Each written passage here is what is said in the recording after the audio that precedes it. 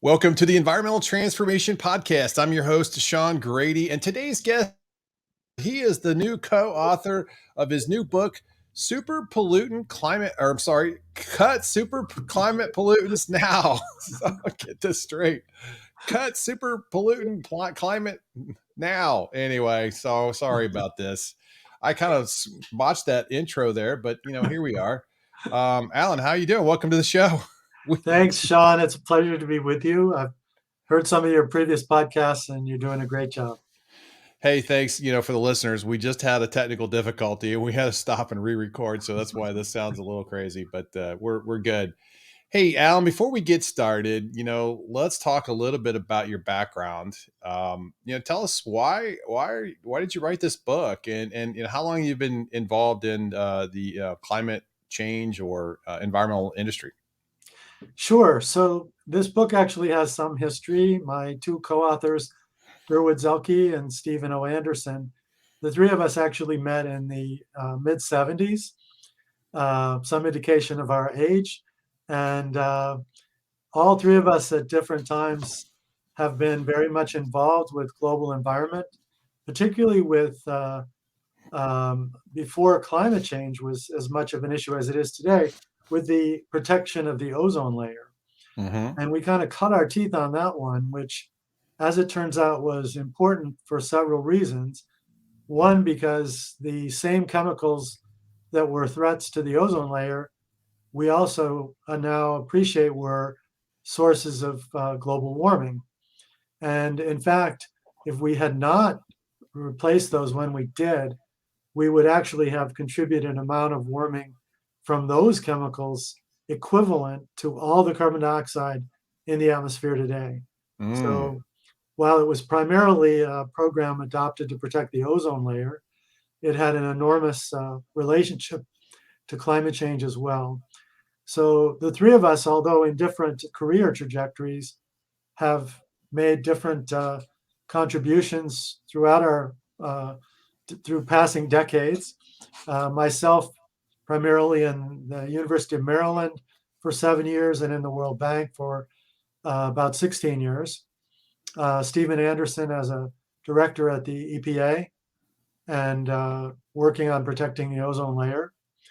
And Durwood Zaelke as the founder and director of a very important environmental think tank called the Institute for Governance and Sustainable Development. So all three of us have, for multiple decades now, been very much engaged in these issues of protecting the global environment.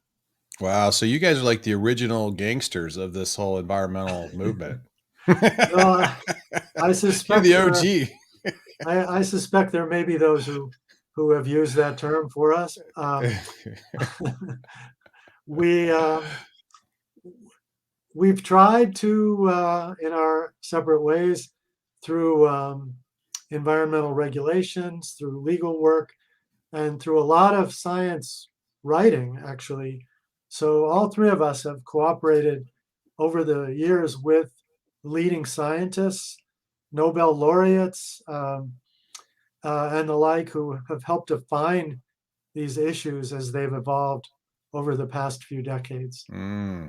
Well, so the book is called Cut Super Climate Pollutants Now, and it's been released by Resetting Our Futures book series. Yeah, let's see. Show your book there, right? Yeah, Resetting Our Future book I'm very series. I'm very proud of the cover. This Yeah. was actually the concept of one of the other Resetting the Future authors, Tom Bowman. I don't know if he's Oh, yeah, and we know familiar. Tom. He's been a friend of the show. He's been on twice. Yeah, and Tom is terrific at this. I could never have come up with this brilliant cover design. Uh-huh. So, but thanks. Kudos to Tom. Yeah. Yeah. Man, that's awesome. That's really good. Well, so I think if I'm correct, you are now the Tom, Stephanie, Deb. Um, there's another one in here. I think you're the fifth author of the book series that I've interviewed. Well, I think it's been a great group, and it's also, one of the great features of these books is that they were done very rapidly. Mm-hmm. So I've by coincidence, been working on another book through a university publisher, and they've told me from the time they get my completed manuscript, it'll be about a year before it actually gets into You're print. like, hey, look, I know you could do this faster. I've done Well, it. well, I will say that in order to get it done as quickly as we did, it was, and this was true of Tom, Stephanie, and the others who you mentioned. We all had to really crash to do the writing, Right. and then the format was kind of limited. We weren't allowed to, do a lot of fancy graphics or color pictures or the like. But Hmm. in the trade-off was that, for example, in our case, we finished the book the middle of January, and it was available on Amazon April 14th. I still remember the Nice. exact date. Wow, that's So great. No, so that's great. consequently, it's still pretty up to date, although we can talk about actually a few things. Mostly positive things have been happening since even since April when the book came out. Well, I gotta imagine, Tim Ward had a lot of hand in making sure you guys met your schedules. Oh, he did. Yes. Tim is the grand guru behind the Resetting Our Future. And no, it's actually been a very exciting process to be associated with these diverse group of authors. And there's still a couple more coming out. So Yeah, you no, can look right. forward to having some additional authors on your program. Yeah, no, that's great. Well, I mean, the other one I was trying to remember is Bart Eads. We had Bart on too, and so he's Oh, Bart is great. strategic foresight. Shout out to Bart, and shout Yep. out to Stephanie Miller. She was our first with Zero Waste Living. That was a great book. And of course, Tom's, climate book was awesome too. Yeah, we interviewed Tim too, just so I don't know if you remember seeing his episode or watching I it, did. listen to Yes. his. Yeah, his was good too. He's a character and Tim is really like also Tim. our biggest critic when we do podcasts. So I'm, I'm sure Good. he'll be telling me what I could have done better with you. Good shout out to Tim. We love Tim. Okay, now let's get into the book here. So, what do you mean by climate super pollutants and what makes them so super? Well, let's dive into this. Yeah, we were actually a little worried about calling them super because some people said, "Oh, that means they're good." Well, and in fact, in our case, It's we're not calling so them good. super pollutants, meaning super Negative. bad. Yeah, right. So the reason that they're called super pollutants is kind of for two reasons. The first is they are way more potent in their um, impact and contribution to warming than carbon dioxide. So we got to deal with carbon dioxide. It's about 60% of the warming we have today. But the second thing is reducing carbon dioxide is can only slow warming over decades. And we can talk about that in a little more detail. But in contrast, these four super pollutants that I talk about in the book not only have um, greenhouse impacts many times greater Mm-hmm. in the case of methane, it's about 80 sometimes carbon dioxide Mm-hmm. over a 20-year period. In the case of HFCs used as refrigerants and in air conditioning, it's about 1,200 times. Mm. So that's the first reason we call them super bad. And the second reason is that it turns out all four of these can be reduced in relatively short time periods. So the HFCs and methane can both be reduced in about 12 years, substantially reduced. Mm-hmm. And consequently, the best opportunity we have over the next couple of decades to slow warming and stay below some of the targets that scientists and the Paris Agreement from 2015 identified of 2 degrees centigrade as a limit on warming. Our best chance is really to focus on these super These four these ones. So four we've super got pollutants. methane, we've got the uh, HFCs, HFC, the hydrofluorocarbon, you got right? it, you got it, Sean. And Hydrofluorocarbons. Yeah, and then you've got what are the other? Okay, what's the other The two? other two are black carbon, which is Black carbon. primarily a particle, and thus that's why we say pollutant and not gas, because while the methane and HFCs are gases, black carbon is a particle, Mm-hmm. and it's mainly a pollutant that comes out of cook stoves in developing countries that where you still have close to 1 billion people who don't have modern sources of cooking, fuel for Mm-hmm. cooking. Mm-hmm. And then it also is released from poorly controlled diesel trucks and engines.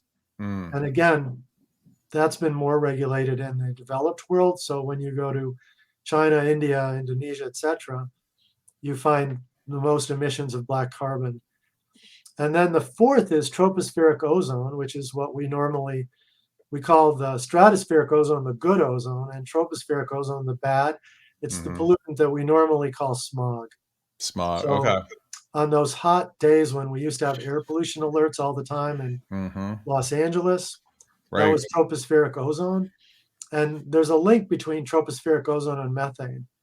So methane actually contributes to the formation of tropospheric ozone, but there are separate efforts in terms of automobile emissions and the like that help reduce tropospheric ozone as well. And both black carbon and tropospheric ozone have atmospheric lifetime measured in days to weeks. So the opportunity, again, over the next couple of years, not years, decades, is really with these four super climate Well, pollutants gotcha. and not with carbon dioxide.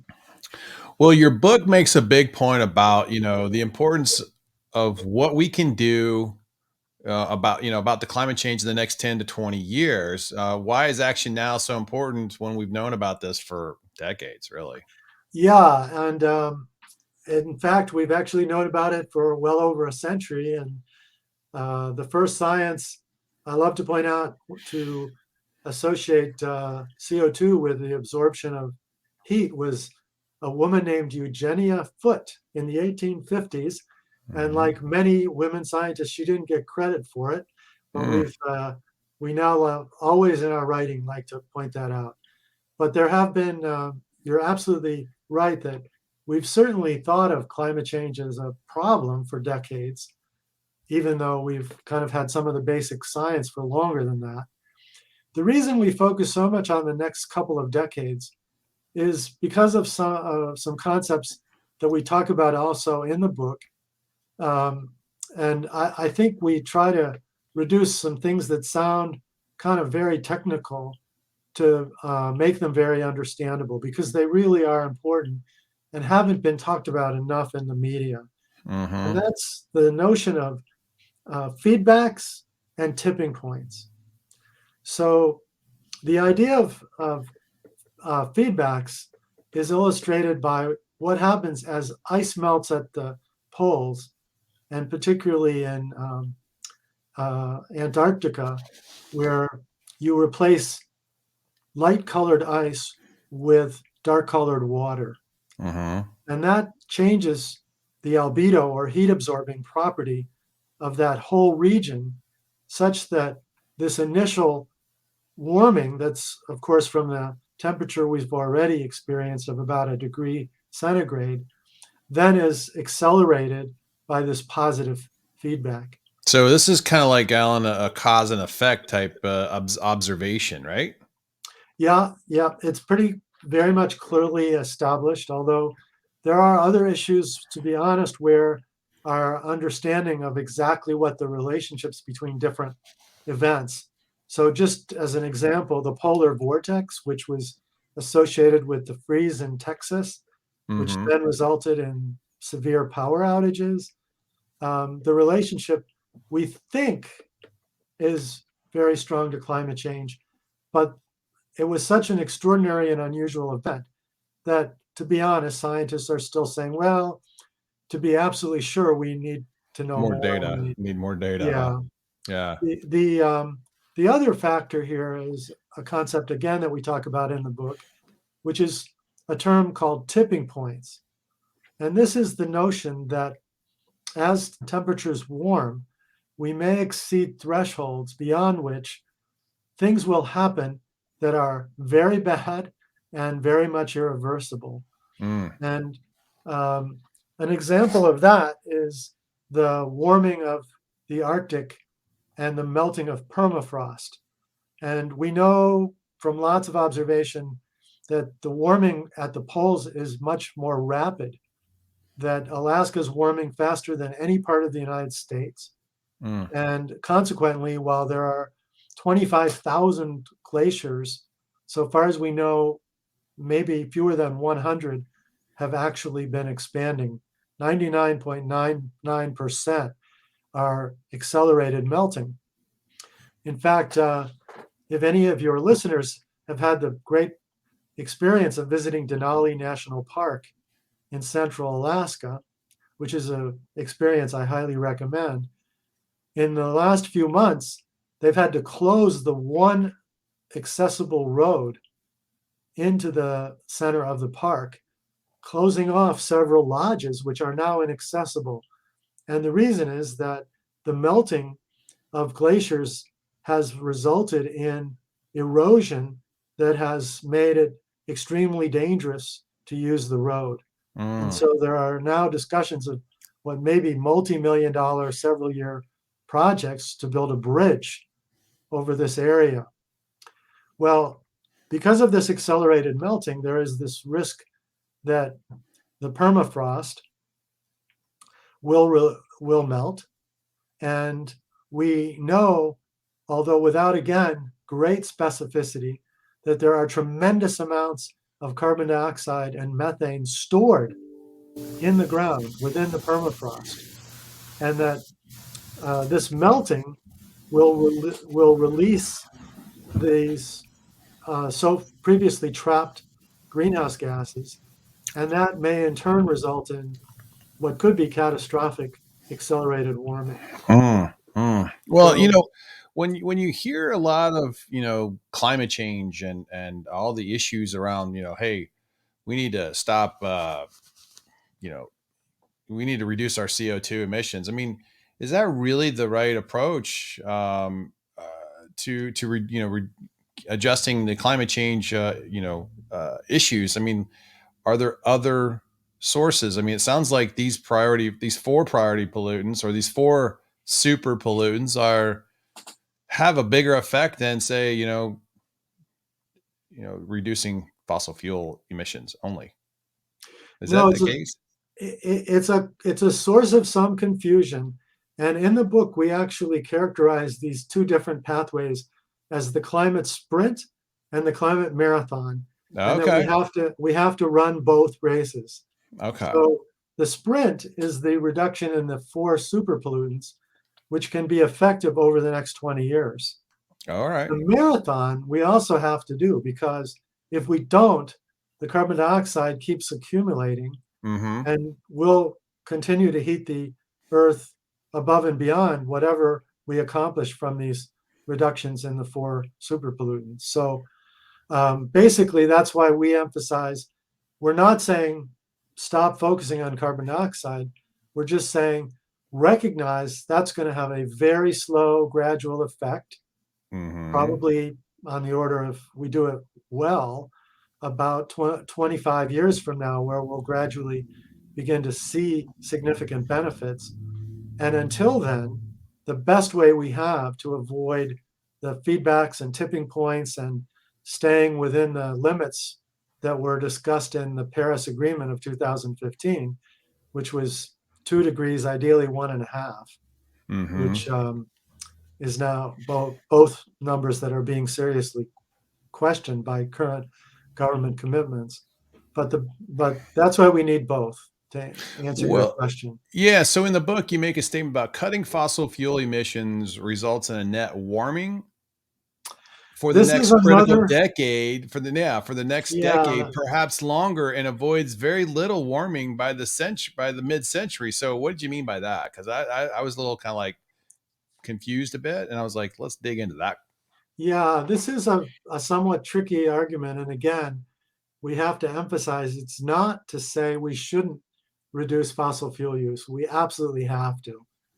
But it is to explain that the contribution these reductions will have for 20, 25 years or so will be very, very minor on slowing the rate of warming. And the reason for that is actually kind of the flip side of what I said about black carbon. So black carbon are particles. They don't last in the atmosphere very long. But as the name suggests, they're black. Mm-hmm. And the consequence of a black particle is that it absorbs heat. So by removing black carbon, we do help cool the atmosphere.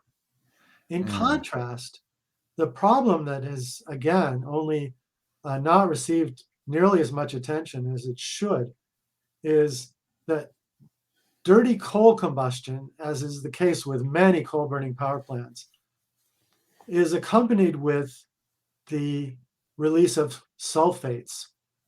And you may remember the issue of sulfates from acid rain, Mm-hmm. which was a Mm-hmm. big issue that we addressed in the 1990 Clean Air Act by requiring scrubbers to remove sulfates. Well, in many parts of the world, sulfates are not substantially removed. And even with scrubbers, there are some sulfates released. And the difference between the black colored surface and the sulfates is the sulfates are light colored. And consequently, they actually, just like ice at the poles, reduce the rate of warming. So while they don't stay in the air very long, just like black carbon, they fall out of the atmosphere. If we reduce coal burning over the next 20, 25 years, we will also, throughout that period, be reducing sulfates. So over the longer term, the effect of reducing CO2 will be, as the climate marathon describes, to reduce warming. But for the next decade or two, it will be considerably offset by this reduction in cooling caused by removing simultaneously the emission of sulfates. Mm. Mm. So, but I'm glad you asked the question because it's one of the more untold features of the whole climate science discussion. And often when I say, gee, removing CO2 isn't going to have a very big effect for a long time, it sounds like, oh, so then why bother? And the actual answer is we got to do it. Right. Right. It's going to take a lot longer to have any effect. And carbon dioxide, just to add one more bit of science, actually has a very, very long atmospheric life.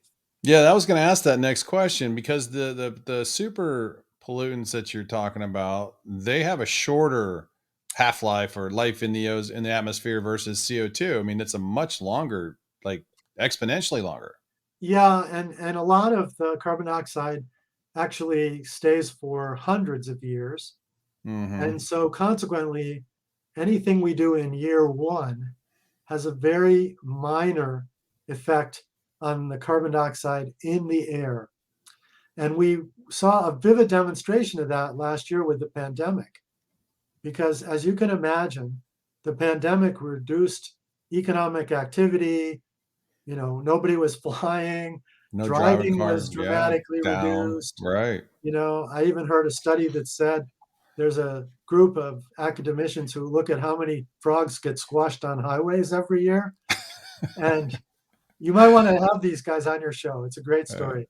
Anyway, last year there were hardly any frogs squashed because there was so much less so now we have an overabundance of frogs right now, and we need driving. more predators, Well, probably, huh? bad news, good news is that this year they're getting squashed again because people are driving once Yeah. again. Wow. Well, the point of that is greenhouse gas emissions from carbon dioxide, especially, were down about 8% worldwide last year. But the amount in the atmosphere did not go down at all. And that just points out that carbon dioxide, because it stays in the atmosphere so long, Mm-hmm. yeah, you have to reduce the amount dramatically, like over 80% in annual emissions before you start to see an effect on the amount in the atmosphere. Well, let's talk about something. What can we do? What can be done to help accelerate, the reduction of these climate super pollutants? Yeah, and this is where, again, I think there's actually some somewhat good news to be had. So it turns out that HFCs already are the subject of an international agreement that was signed in 2016 that already mandates a substantial 80% plus reduction in coming decades. And that agreement um, has been ratified by China and India, and the US has been in the process of working to ratify it. And indeed, the EPA has already adopted the regulations that are consistent with exactly what that international Hmm. agreement says. So, Hmm. so one of the good news things is we are in the process, but we could be doing it faster. And in our book, we actually suggest that this international agreement be somewhat accelerated to help reduce the HFCs. That's number one. The other really promising area of this year, even since our book came out in April, has been a focus increasingly on methane. And the part of the reason for that is that it turns out that the measures that are needed to reduce at least some of the methane emissions from oil and gas production and leaking pipelines are actually very feasible and economic to do. They, if you're an oil and gas producer, you don't want a leaky pipe, right?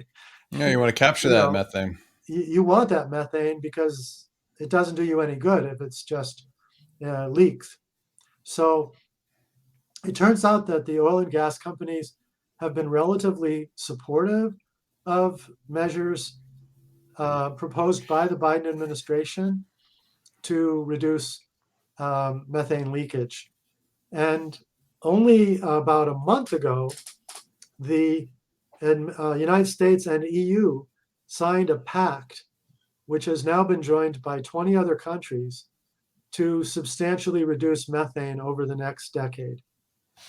The limitation, I should add, is that so far that methane pledge has not been joined by China, India, and Russia. And those are the majority of sources of methane leakage. But we have the climate meetings coming up in Glasgow in Scotland starting October 31st. And one of my hopes is that this methane pledge might be something which more countries will commit to while they're in Glasgow. Right. That would be good. I mean, I like to see that too. I mean, there are other things that are important for methane, including reducing food waste because landfills with organic material There's a lot are, there. yeah, I imagine Stephanie might have spoken about that when you had Stephanie Miller and her book on. And there's a linkage there between reducing food waste and reducing methane emissions. Well, there's a big, big push to capture that methane as a renewable natural Oh, gas, yeah. right? And that's a big Yep. that's money that's, evaporating into the atmosphere when you think about it in that perspective. And Yep. a lot of states and countries and agencies are starting to really push organic recycling as a Hmm. requirement instead of just hey, just throw it in the trash and get it in the landfill and put it in landfill. So there's going to be a lot of infrastructure that's going to be needed over the next 10 to 20 years to build out enough biodigesters and other Sure. other facilities to and compost facilities to process and manage all the organic food waste. Well, I can tell you, we partly after I read Stephanie Miller's book, I found a compost service, and Uh-huh. I now have a bin on my kitchen counter, and every week Nice. they Stephanie's pick gonna it. be happy to hear that. Oh, she is. I told her, believe me. Um, the other issue that sometimes is more controversial is eating less beef. Right. But that is happening, especially in the industrialized countries where, we now have plant-based meat substitutes, the Impossible Burger that Burger King will sell you. Yeah. And in the Whole Food stores. Beyond Meat products are becoming more and more available. McDonald's has a plant-based burger. KFC is introducing plant-based chicken nuggets. So I think that also, all of these things have what we in the environmental community refer to as co-benefits. So one reason for doing them is to reduce climate change, but removing methane's also a pollutant and it has Right. significant health effects. And tropospheric ozone is a pollutant that has terrible health effects. And it also reduces agricultural productivity. So you look at the broader developmental picture, and the economics of these things are pretty good. And the co-benefits are very substantial when you look at the health and other environmental benefits. Yeah. So, Well, that's true. Many people are focusing on reducing CO2 emissions as quickly as possible over the next 30 years, to reach this net zero by 2050. But, should net zero really be the target? well, that's a question that a lot of has prompted a lot of discussion, and I think it'll be a big topic in Glasgow. I think what we're seeing are several things. The first is that 2050 is far enough away that it's hard to evaluate the whether, you know, what is a airline or a bank that says we're going to be net zero by 2050. Well, what does that actually mean in the short term? Yeah. In the short term, very little, and the CEO can say that knowing he's going to be gone. Yeah. So That was an it's easy commitment. a very easy commitment to make. And the other thing, when you come back to the, the points I've made about tipping points and the importance of the next 20 years, is we're really starting to push much more for 2030. And I think Right. Ambassador Kerry, who's our special ambassador for climate change, former Secretary of State, he has referred to the meetings coming up in Glasgow as the last best hope. And I think that's because he increasingly is part of calling for these actions in the next 10 years and not focusing on 2050. On the other hand, working on these issues, I think you got to start somewhere. Yeah. And back when we banned, the first thing we did with protecting the ozone layer was we banned chemicals used in hairspray. Well, that was pretty easy. Hairsprays and deodorants, right? Yeah. Then we had to face the reality that wow, these chemicals are actually being used in some stuff like electronics manufacturing and insulating materials and a whole bunch of other things that and even in meter dose inhalers, right? So which are approved by the FDA, and you can't just take out a chemical from those. It Right. takes years. So we realized that you do have to focus on these things over time, and some of them are going to be take longer to do, which means that those things that we can do quickly, we should be doing quickly. The faster, the better. And then there are proposals for things like green hydrogen, and Bill Gates has done a book about all the technological innovation that can save the planet, and all that's great. It's just the problem is it's going to take time, Mm-hmm. and we emphasize in our book that 2050 is we got to look at 2030, and yes, Yeah. there are things that will take until 2050 that may be very critical. Um, but we're in our book we also talk about removing CO2 from the atmosphere, which is a technology that is still pretty early Sequestration. That's pretty certainly, early yeah. stage. Yeah, there's a lot But of studies going on with sequestration, but you know, I've been struggling with the whole net zero by 2050 for a while. I'm thinking, okay, so we're in this process of trying to, meet a zero emission target by my operations or by my existence by the time I get, basically 30 years from now. all the time. We're still emitting all the way until we get to 2050 out. And is that still going to be enough? I mean, that's I'm thinking more like, shouldn't we be thinking more like net negative, and coming up with more of a net negative approach to reducing greenhouse gas emissions? Because I don't think 30 years from now, if we just get to net zero, we'll be any better off. I mean, we might be a little better off, but I mean, we're going to go 30 years of just emitting. I'm just kind of wondering, should the conversation be more focused on net negative? Well, I would encourage you to maybe have another show where you focus on that negative, because I think you're absolutely right and you raise a very important issue. The challenge is that to achieve net negative really is going to require a lot of technological innovation.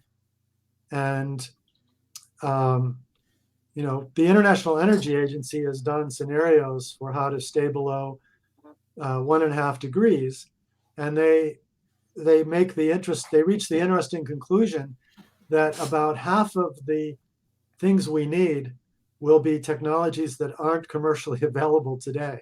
Okay, So, well, we need to innovate.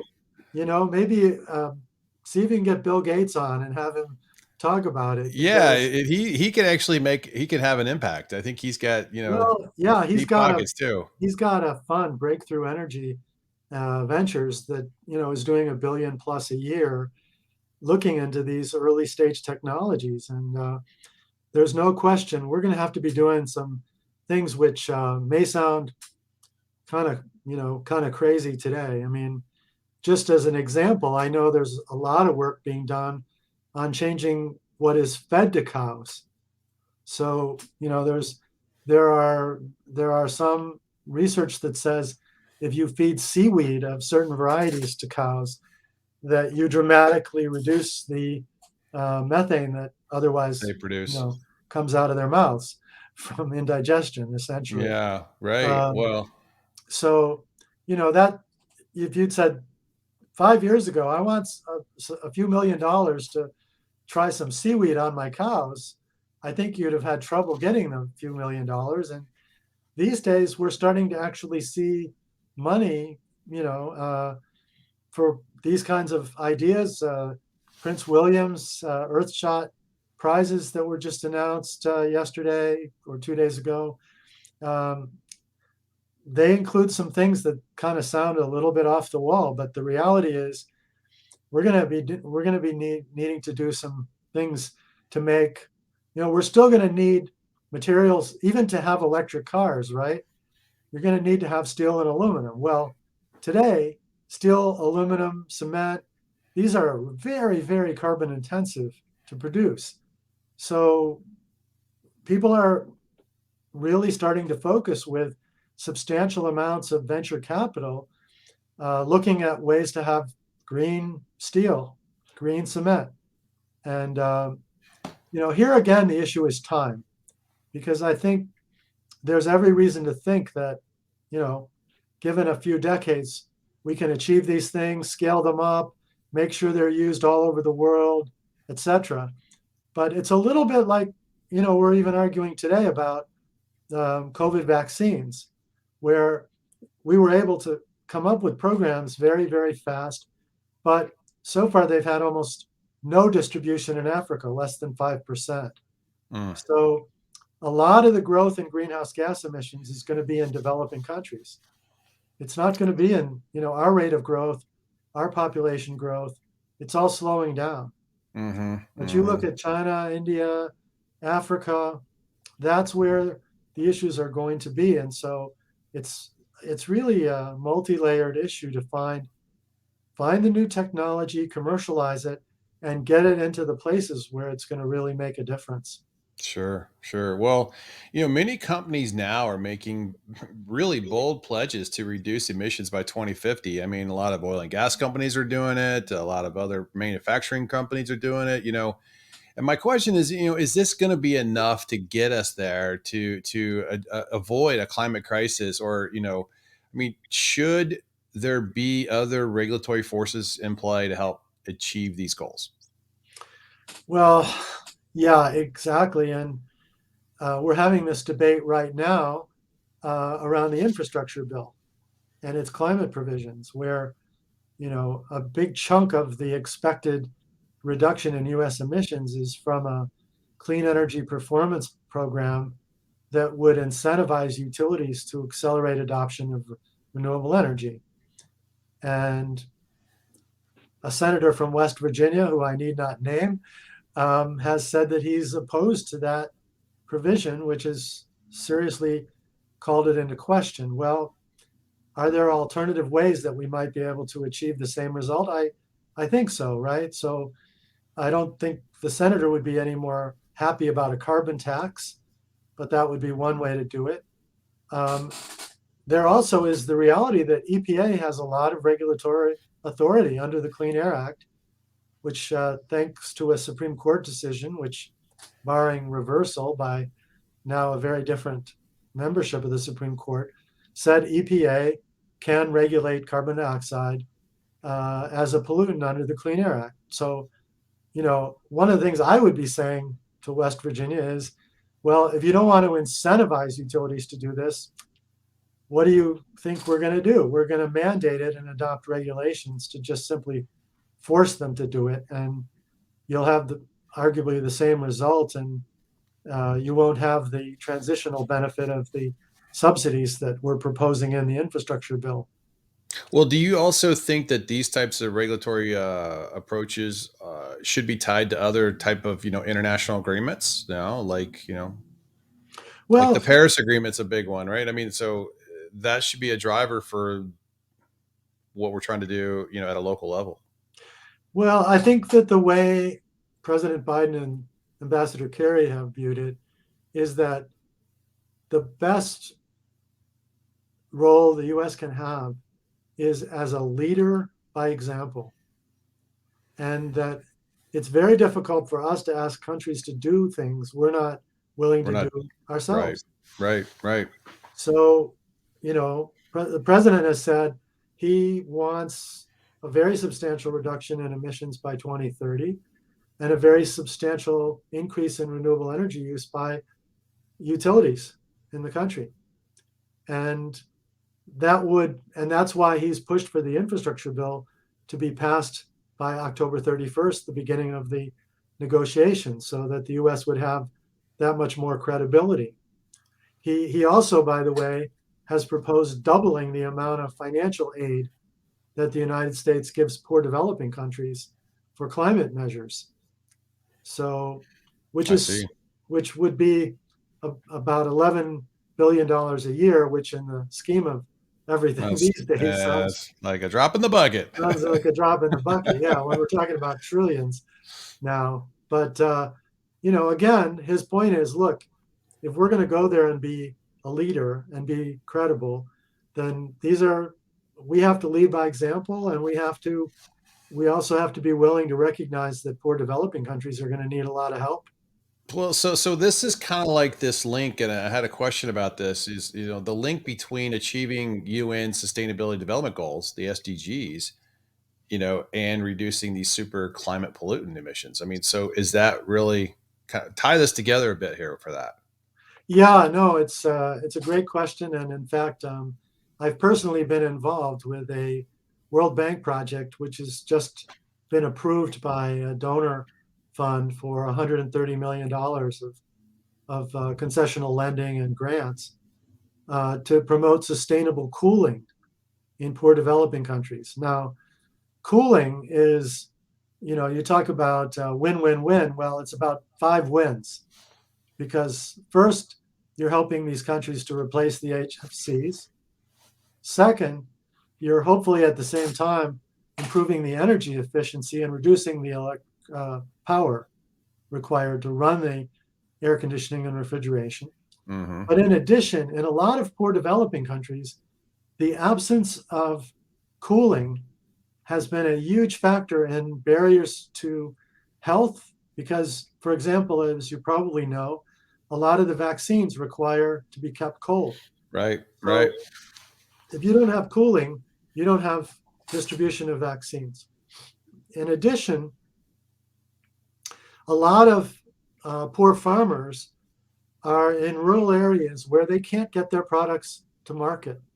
And Mm-hmm. consequently, their developmental future is limited essentially to a kind of um, A 10-mile radius, probably. about a 10-mile radius, right? So if you're a fisherman, you're living off fish. If you're a rice farmer, you're living off rice. And I've, worked in the World Bank. I've been to some of these places, and essentially it means your future is extremely limited. Well, one of the key factors which cooling can allow is helping to transport goods to market and avoid food losses. And so part of this project, which I helped, that's just been approved, as I said, is going to do what are support what are referred to as cold chain. And this is simply filling in that gap between the 10-mile or 5-mile radius that that farmer or fisherman has today and a Mm-hmm. market which may be a couple hundred miles away, but where they can get much more value for their product and where their prospects. So, instead of just producing the food for themselves, they can begin to plant higher value products based on the ability to get those to markets. Sure. And No, so that, you're absolutely right. In fact, a number of analyses have been done of exactly this link between sustainable development goals and climate change. And basically, you end up saying almost all the sustainable development goals are to some degree linked with energy and climate. mm, If you've got clean energy, you know, whereas if you're on a planet where you're being subject to droughts and extreme temperatures, um, you're not going to be able to meet the sustainable development goals. No way. yeah, right. Well, I mean, that's good to hear, and it's good to kind of make the connection here. If you're an individual, you're like, hey, well, what can I do? Give us Mhm. 3 things individuals could do to reduce their emissions of these super pollutants. Yeah, by coincidence, I was just reading an op-ed today arguing that telling people what they can do is a sop, that it makes them feel good but doesn't accomplish very much. Well, we disagree with that. In the book, we actually do list quite a few things. So we already in this uh, podcast have talked a little bit about reducing food waste Hmm. and following the guidelines in Stephanie Miller's book, Yeah, Ozone Layer, compost that stuff. and composting is very good place to start. Um, Another one of the measures that people really should think about is exercising their rights as citizens and getting in touch with their legislators at all levels to say, I want action on climate change, and I specifically encourage you to look at some of these opportunities that we have for these short-lived climate pollutants with such substantial co-benefits, and not just focusing on the issues where we're so concerned about, gosh, if we reduce coal, we're going to cost West Virginia miners jobs. By the way, West Virginia is going to be one of the most flooded parts of America. So, you know, the consequence of any delay is going to be really, really bad for those people in those coal mining towns too. Um, so, there are a number of these things. We also talked a little bit about reducing somewhat less beef consumption is something which is healthy anyway. There are It's a myriad of benefit. reasons.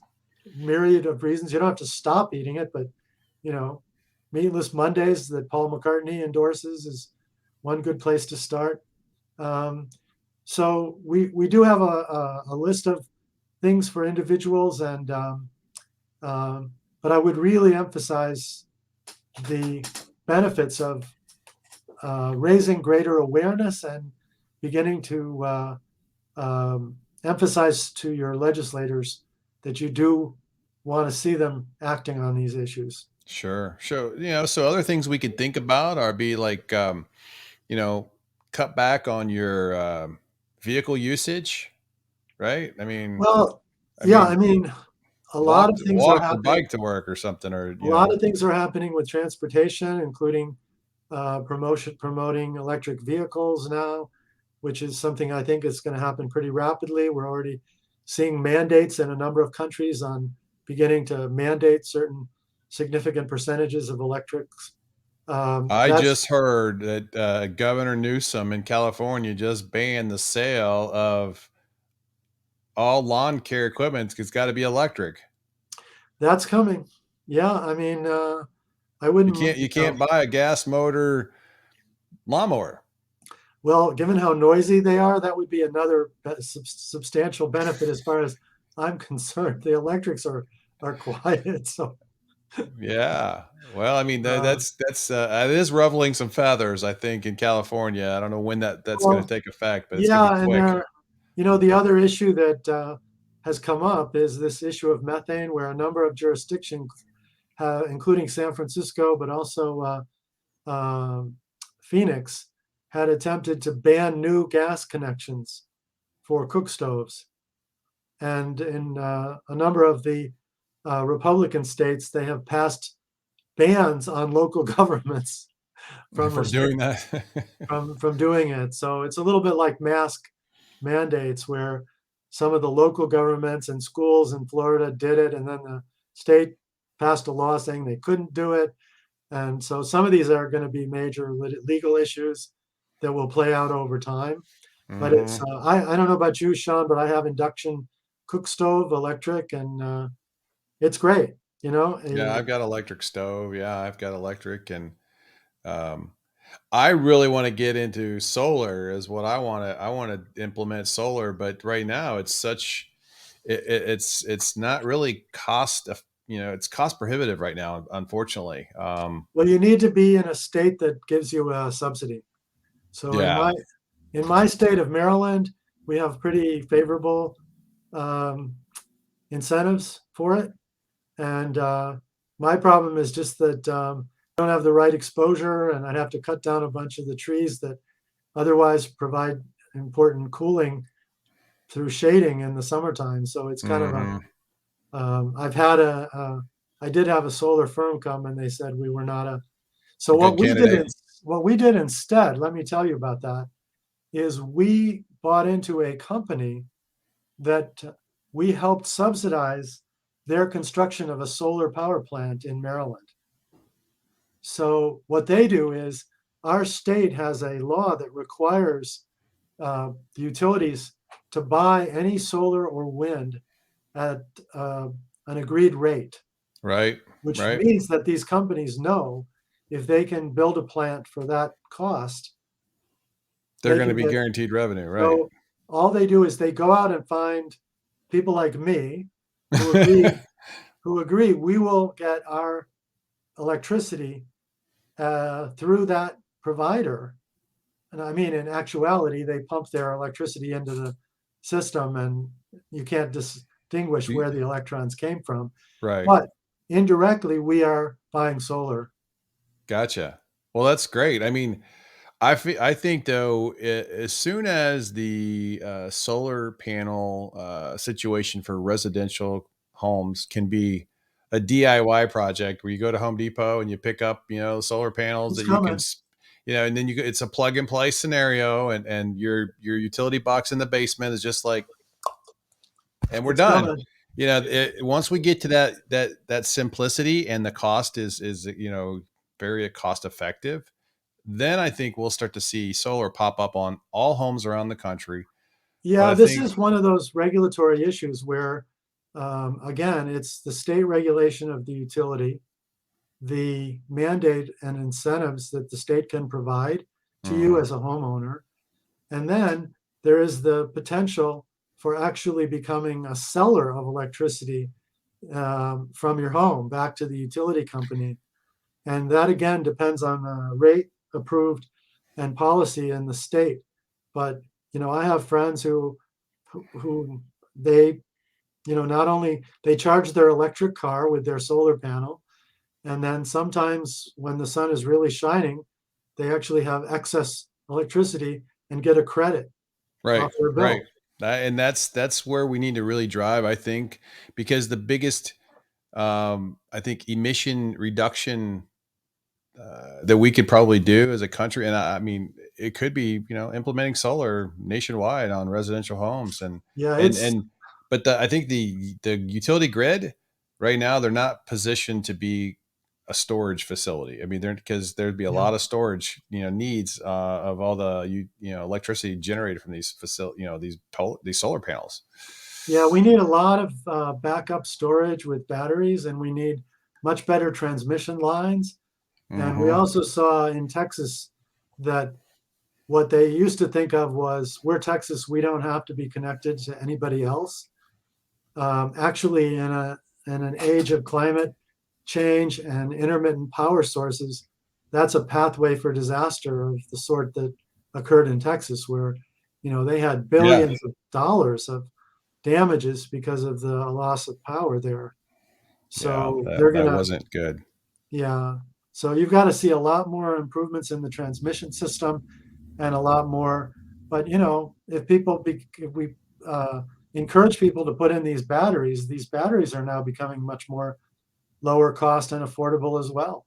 Yeah, So I mean, I think those are the major kind of technologies that are going to be deployed over the next 10 to 15 years, and we're going to see a big impact on climate reduction with absolutely, that for sure. So, well, let me absolutely. ask you this question.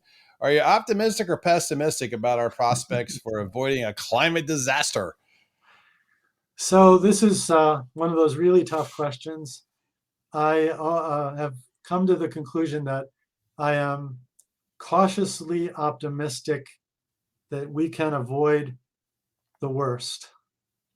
So, to just say a little more about that, I think we are starting to see with the agreement I talked about on HFCs replacement and the methane pledge, which I hope will gain momentum later this year.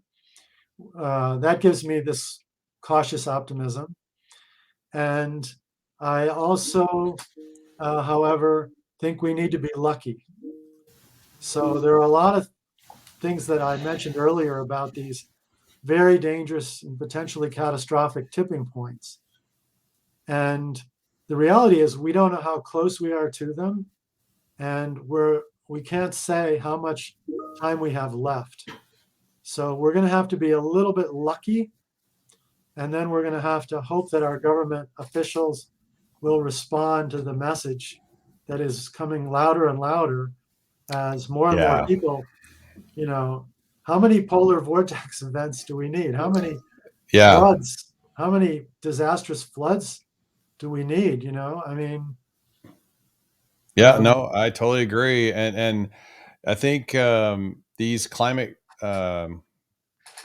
issues are happening, the floods, the fires, the storms. There's a lot of recognition now in society that this is a real issue, and it's getting elevated. Everyone's becoming more aware of it, and I think people are starting to voice their concerns, which is good. And industry's leading. I think there's a lot of, I mean, there's something to say when you have industry leaders saying we're pledging this and we're making this a priority in our business, and we're going to try to achieve these goals. That's important. We've never had that before. yeah, and that voice is getting louder and louder. So we're seeing investors, BlackRock and CalSTRS out in California, the biggest pension fund, and the Harvard Endowment. They've all announced divestment from fossil fuels. And then we had this incredible vote earlier this year on the Exxon board, where Yep. three of the board members were overridden by climate savvy pension funds and the like, and replaced by more climate aware members of their 13-member board. So, and Exxon was probably the most extreme and resistant in its policies over the last couple of decades. So I think if Exxon is feeling the heat, then you can be sure everybody else is too. Everybody else is. Yeah, I Yeah. agree. Well, Alan, thanks for coming on to the show today. We've covered a lot of good ground on your book. Let's show the listeners the book again real quick so we can get them to check it out. I think it's really good. It's called Cut Super Climate Pollutants Now. It's by the Resetting Our Future book series. Highly recommend it. We'll put a link to the book on the website, and make sure you get a copy of it. It's a quick read, but it's very good. Very insightful. Alan and the other co-authors, you did a really great job of putting that together, and really glad you got to come on the show and talk about these super pollutants. Thanks so much, Sean. A great group of questions, and it was my pleasure to be able to spend this time with you. All right, appreciate it. Thanks.